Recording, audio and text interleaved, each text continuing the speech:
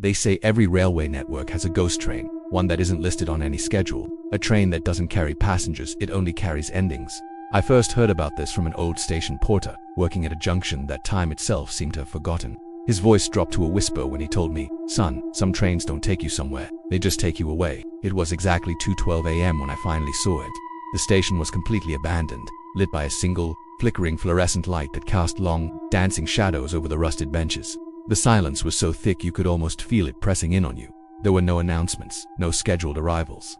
But then, the tracks began to vibrate, a low hum that grew into a deep, rhythmic tremor. From the inky blackness at the end of the tunnel, a train emerged. It had no headlights, its steel body old and blackened, as if it had been burned and rebuilt countless times. The windows were wide open, but there were no faces inside.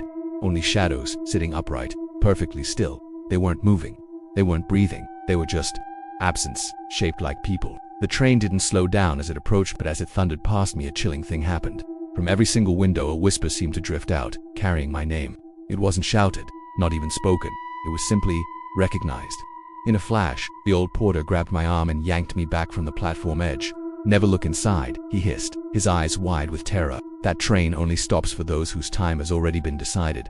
The legend goes that the train of death appears just before major disasters, horrific accidents, unexplained disappearances, or when someone is about to take their own life. It's said that those who are destined to board it are sometimes seen alive for a few more days, maybe even a few weeks. But their friends notice a change. Their eyes become empty. Their voices hollow, as if they've already left a crucial part of themselves behind on that spectral journey.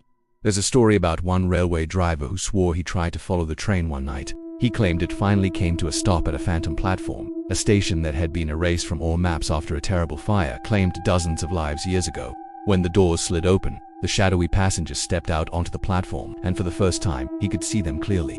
All of them bore the marks of their demise. Some had terrible burns, others had crushed limbs. A few had the faint, dark line of a rope scar around their necks. Every single one of them died exactly the way they looked. That driver was found the next morning, sitting lifeless in his engine, his eyes wide open, but his heart had stopped. The station's CCTV footage revealed something truly bone-chilling. The train of death had passed through that very station at 2:12 a.m. again, and as the final carriage went by, one more figure was now visible in the last window. It was him.